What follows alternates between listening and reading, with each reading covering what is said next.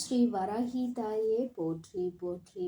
என் அன்பு பிள்ளையே, உன்னை சுற்றி நடக்கின்ற சில விஷயங்களினால் மனம் நொந்து போய் இருந்து கொண்டிருக்கிறாய். உனக்கான உரிமைகள் உனக்கு உரிய இடத்தில் கிடைக்கப் பெறாததால் என் தங்கமே, நீ அதிக மனவேதனை மட்டும் அல்லாமல் மன அழுத்தத்திலும் இருந்து கொண்டிருக்கிறாய். உன்னுடைய மன அழுத்தத்தை குறைக்க வேண்டும் அல்லவா? உன்னை சுற்றி இது போன்ற சதி செயல்களை செய்து கொண்டிருப்பவர்களுக்கு தகுந்த பாடத்தினை புகட்ட வேண்டும் அல்லவா? அதனால்தான் இன்று உன் தாயானவள் உன்னோடு பேசுவதற்காக வந்திருக்கின்றேன். என் தங்கமே, அம்மா உன் மீது கொண்ட அன்பினை முதலில் நீ முழுமையாக புரிந்து கொள். தினமும் உன்னை தேடி வந்து உனக்கான வாக்கினை தரும் பொழுது அதை நீ முழுமையாக பெற்றுக்கொள்வாய் என்றால் நிச்சயமாக உன்னுடைய வாழ்க்கையில் பல மாற்றங்கள் நடந்துவிடும். சில மாற்றங்கள் உன்னால் ஏற்றுக்கொள்ள முடிந்ததாக இருக்கும். சில மாற்றங்களை நீ விரும்பியதாக இருக்கும். எதுவாக இருந்தாலும் அது உனக்கு நல்லதாக மட்டுமே இருக்கும் என்பதை முதலில் நீ புரிந்து கொள்ள வேண்டும். என் பிள்ளையே, நீ இன்றிருக்கின்ற மனநிலை என்ன தெரியுமா? இங்கே நிறைய பேரினுடைய மனநிலை இப்பொழுது இப்படிதான் இருக்கின்றது. ஒரு இடத்திற்கு நாம் புதிதாக செல்கின்றோம் என்றால் அந்த இடம்தான் நமக்கு நிரந்தரமான இடமாக இருக்கின்றது.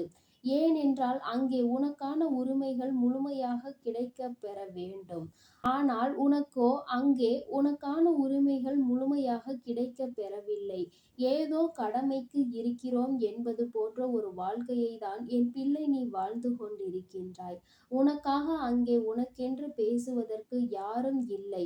நீயோ எல்லா கஷ்டங்களையும் மனதிற்குள் தனியாக சுமந்து நின்று கொண்டிருக்கின்றாய். உன்னுடைய பிரச்சனைகளையும் வெளியில் சொல்லிவிட முடியவில்லை. ஏனென்றால் உன்னுடைய கஷ்டங்களை வெளியில் சொன்னால் எல்லோரும் மனவேதனை அடைவார்கள். எதுவாக இருந்தாலும் நம் விதி இதுதான் என்று நினைத்து அனுபவித்து விட்டு செல்லலாம் என்று என் குழந்தை நீ முடிவெடுக்க தொடங்கிவிட்டாய். என் தங்கமே, இன்று இந்த ஒரு நிமிடத்தில் உனக்கான உரிமைகள் மறுக்கப்பட்டு இருக்கின்றது. அந்த இடத்தில் உன்னுடைய உரிமையை உன் தாயானவள் நான் உனக்கு நிலைநாட்டி தருகின்றேன்.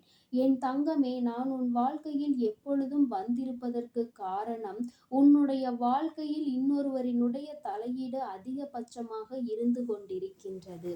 அது மட்டும் அல்லாமல் நீ செய்கின்ற எந்த ஒரு செயலையும் குறை கண்டு கொண்டே இருப்பதோடு மட்டுமல்லாமல் எந்த ஒரு விஷயத்திற்காகவும் உன்னிடத்தில் எந்த ஒரு செயலையும் கலந்துரையாடுவது கிடையாது. ஏதோ நீ அங்கே இருக்கின்றாய், அவ்வளவுதான். எண்ணிக்கையில் மட்டுமே அங்கே இருக்கின்றாயே தவிர உனக்கென்று அங்கே எந்த மதிப்பும் மரியாதையும் கிடைக்கவில்லை. என் தங்கமே, நீ ஒன்றை இந்த நேரத்தில் புரிந்து கொள்ள வேண்டும். சில நேரங்களில் தெய்வங்கள் ஒரு இல்லத்தில் குடியிருக்க வேண்டும் என்றால் அந்த இடங்களில் இருக்கக்கூடிய எல்லோரின் மனதிலும் நல்ல எண்ணங்கள் இருக்க வேண்டும். உன்னை காயப்படுத்தி அங்கே ஒருவர் எனக்கு பூஜைகளை செய்து கொண்டிருக்கின்றார். தங்கமே, அந்த பூஜைகளை நான் ஒருபோதும் ஏற்றுக்கொள்ளவில்லை என்பதை நீ புரிந்து கொள்ள வேண்டும். என் தங்கமே, மனவேதனையில் இருக்கின்ற உனக்கு இது மிகப்பெரிய மருந்தாக இருக்கின்றதா? என் தங்கமே, சற்று சிந்தித்து பார். அம்மா இது போன்ற மனிதர்களை ஒருபோதும் என் அருகில் சேர்ப்பது கிடையாது. எப்படி மற்றவர்களை மதிக்கின்றோமோ, எப்படி மற்றவர்களுக்கு மரியாதை கொடுக்கின்றோமோ, அதைவிட அதிகமான மதிப்பும் மரியாதைகளும் தான் நம் இல்லத்திற்கு புதிதாக வருகின்ற ஒரு உறவுக்கு நிச்சயமாக கொடுக்க வேண்டும். அந்த உறவு ஆணாக இருந்தாலும் சரி, பெண்ணாக இருந்தாலும் சரி, அதை சரியாக கொடுக்கும் பட்சத்தில்தான் அவர்களுக்கு அங்கே இருப்பதற்கான மனதில் பிடித்தம் ஏற்படும். அது நம்முடைய வீடு, நம்முடைய வாழ்க்கை, நாம் இங்கே சந்தோஷமாக இருக்க வேண்டும் என்ற எண்ணம் அவர்களுக்குள் வரும். அதை விடுத்து இது என் வீடு, என் இல்லம் என்று சொல்லிக்கொண்டே திரிவார்கள். ஆனால் புதிதாக செல்பவர்களுக்கு அங்கே இருக்கின்ற மனமே இருந்து விடாது. அது மட்டும் அல்லாமல் அங்கே மற்றவர்களுக்கு கொடுக்கின்ற உரிமையை இவர்களுக்கு கொடுக்காமல் ஒதுக்கி வைப்பது, இது போன்ற செயல்களை செய்பவர்கள் இல்லத்தில் இந்த வராகி எப்பொழுதும் நிச்சயமாக இருக்க மாட்டாள். இந்த வராகியானவளும் சரி, மற்ற தெய்வங்களும் சரி, எப்படி அங்கே குடியிருக்க முடியும்? என்னதான் விழுந்து விழுந்து கும்பிட்டாலும், எத்தனை தீப ஆராதனைகளை காட்டினாலும், எத்தனைதான் பூஜைகளில் தெய்வங்களை திருப்திப்படுத்த நினைத்தாலும் அதில் ஒருபோதும் ஒருபோதும் தெய்வங்கள் திருப்தி அடையப் போவது கிடையாது. அது அவர்களுக்கு தெரியவில்லை. ஆனால் அவர்கள் மிக விரைவாகவே இதனை புரிந்து கொள்ளப் போகிறார்கள். அவர்களுக்கு சரியான பாடத்தினை நான் புகட்டப் போகின்றேன் அல்லவா? என் குழந்தை இத்தனை நாள் அடைந்த மனவேதனைக்கு சரியான தண்டனையை நான் அவர்களுக்கு கிடைக்கச் செய்யப் போகின்றேன் அல்லவா? அதனால் என் தங்கமே, நீ மனவேதனை படாமல் தைரியமாக இரு. நான் உன் வாழ்க்கையில் உனக்கான நல்ல விஷயங்களை எல்லாம் செய்து கொடுத்து விடுவேன். இன்று இருக்கின்ற மனநிலை உனக்கு யாரும் இல்லாதது போன்ற ஒரு வெறுமையான உணர்வினை கொடுத்திருக்கின்றது. இந்த உணர்வு உன்னை விட்டு முதலில் போக வேண்டும். யார் உன்னை விட்டு விலகிச் சென்றாலும், யார் உன்னை வெறுத்தாலும், இந்த வராகி உன் வாழ்க்கையில் நிரந்தரமாக இருக்கிறாள் என்பதை மட்டும் நீ ஒருபோதும் மறந்து விடாதே. என் தங்கமே, நீ உன்னை பூஜை செய்ய பூஜை அறையில் செல்ல விடவில்லை. பூஜைகளை செய்ய விடாமல் அவர்கள்தான் செய்வேன் என்று அங்கே அவர்கள்தான் பெரியாள் என்கின்ற மிதப்பில் செய்து கொண்டிருக்கின்றார்கள் என்று என் குழந்தை நீ மனவருத்தப்படுகின்றாய் அல்லவா? என் தங்கமே, ஒரு இல்லத்திற்குள் புதிதாக வருகின்றார்கள். அவர்கள் பெண்ணாக இருந்தால் அவர்கள்தான் அந்த இல்லத்தினுடைய மகாலட்சுமி. அந்த இல்லத்தில் ஏற்கனவே இருக்கின்றவர்கள் செய்கின்ற பூஜைகளை விட புதிதாக வருகின்றவர்கள் செய்கின்ற பூஜைக்கு மகிமை அதிகம். அது மட்டும் அல்லாமல் அவர்கள் செய்கின்ற பூஜையில் அந்த இல்லத்தில் தெய்வ கடாட்சம் நிரம்பி வழியும். தெய்வங்கள் இவர்களை பார்ப்பார்கள். என் குழந்தையே, இது போன்ற செயலை செய்யாமல் நான் என் இல்லத்தில் நான் தான் என்றும் அங்கே என்று தோரணையாக நின்று கொண்டிருப்பார்கள். ஆனால் அவர்களுக்கு என்றுமே எந்த ஒரு செயலுமே அங்கே நடக்கப் போவது கிடையாது. தெய்வங்கள் மனதில் அவர்களுக்கென்று எந்த ஒரு இடமும் கொடுக்கப் போவது கிடையாது. என் குழந்தையே, அதனால் உனக்கான நேரம் வரும்பொழுது பார்த்து கொள்ளலாம் என்று நினைத்து நீ தெய்வத்தை மனதார வணங்கி வா. நிச்சயமாக உனக்கு நல்ல பலன்கள் கிடைத்தே தீரும். உன்னுடைய கண்ணீருக்கெல்லாம் நிச்சயமாக விடை கிடைக்கும்.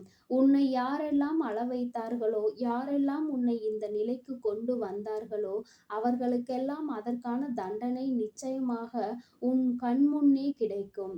அவர்கள் செய்த தவறினை அவர்கள் உணர்ந்தால் போதுமல்லவா? ஏனென்றால் என் பிள்ளையே, அது உன் வாழ்க்கை. அது நான் வாழ்ந்து கொண்டிருக்கின்ற இடம். அதனால் யாருக்கும் அவ்வளவு பெரிதாக தண்டனைகள் வழங்க வேண்டாம் என்று நீ என்னிடம் சொல்லி இருக்கின்றாய். அது உன் அம்மா எனக்கு நன்றாக தெரியும். அதனால் அவர்கள் செய்வது எத்தனை பெரிய தவறு என்பதை அவர்களுக்கு நிச்சயமாக நான் உணர்த்தி விடுகின்றேன். இதே நிலைமை அவர்களுக்கு ஏற்பட்டால் அதை எப்படி அவர்கள் தாங்கி வந்திருப்பார்கள் என்பதை அவர்கள் புரிந்து கொள்ள வேண்டும் அல்லவா? என் தங்கமே, சரியான பாடம் சரியான நேரத்தில் அவர்களுக்கு நான் நிச்சயமாக கொடுத்து விடுவேன். ஒருபோதும் இந்த வராகியினுடைய பார்வையில் இருந்து அவர்கள் தப்பித்து விட முடியாது. என் பிள்ளைக்கு இத்தனை கஷ்டங்களையும் வேதனைகளையும் கொடுத்துவிட்டு அங்கே அவர்கள் சந்தோஷமாக இருக்க வேண்டும் என்று நினைத்தால் அது முடியாத காரியம் அல்லவா? என் குழந்தையே, இன்னும் சிலர் செய்கின்றார்கள். சில வேளைகள் அவர்கள் பூஜைகளை செய்துவிட்டு விளக்கினை ஏற்றி வைத்துவிட்டு வீட்டிலிருந்து வெளியில் சென்று விடுவது, அக்கம் பக்கத்தில் இருப்பவர்களிடம் கதை பேசிக் கொண்டிருப்பது, ஒருபோதும் தீபத்தினை ஏற்றிய பிறகு வீட்டை விட்டு வெளியில் செல்லக்கூடாது. முக்கியமாக பெண்கள் வெளியில் செல்லவே கூடாது. என் தங்கமே, இது போன்ற செயல்களை எல்லாம் செய்துவிட்டு ஏதோ கடமைக்கு தெய்வங்களை வணங்குவது போல நினைத்து கொண்டிருக்கின்றார்கள். தீபத்தை ஏற்றி வைத்து விட்டால் தெய்வம் அவர்கள் இல்லத்தில் குடியிருக்கும். அவர்களுக்கு என்ன வேண்டும் என்று கேட்டாலும் அதை உடனடியாக கொடுத்து விடுவார்கள் என்று அவர்கள் நினைக்கின்றார்கள்.